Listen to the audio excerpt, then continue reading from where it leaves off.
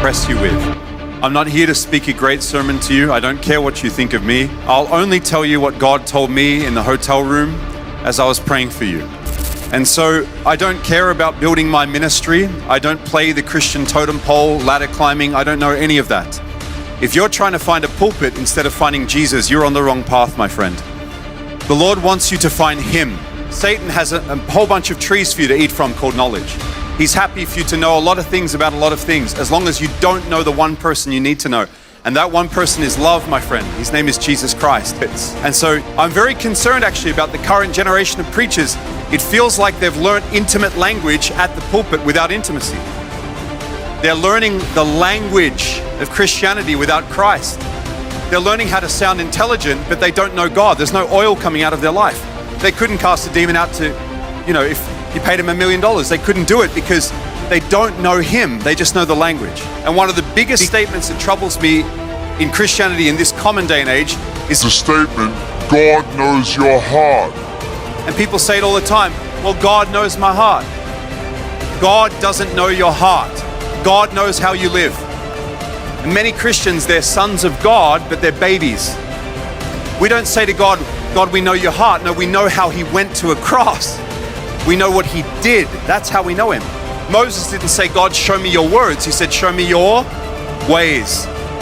So you have about 30 to 40 minutes just to say goodbye, have your goodbye. Look, it's been wonderful having you, demon, in my life. You really caused me a lot of stress, a lot of pain, torment, but tonight's our goodbye party, all right? Tonight's your divorce party with the devil. The plane, I could discern there's many false people in this country who do not love God. And even though they say 70% of Ghana is Christian, it's by words. There's many people who don't love the King. There's many people who love to say Christian and raise their hand here, doing this with their hand on Sunday and doing other things with their hand on Monday. Same hand. And I understand if somebody watches this on the live stream, they may think, well, who are you to say that to us? That's the whole problem, is we think somebody needs a status to tell us God's word. Listen to me very carefully, my friend. If I'm at the hotel and there's a hotel clerk who says the word of the Lord to you is this, and it's God, I don't care where he works or where he comes from. Some hotel clerks are closer to God than pastors. Where is the fear of the Lord? Where is the love for Jesus that is so deep and real that you reject immorality? Oh no, it's all about grace. Well, grace should transform you. A Christian cannot live with sin.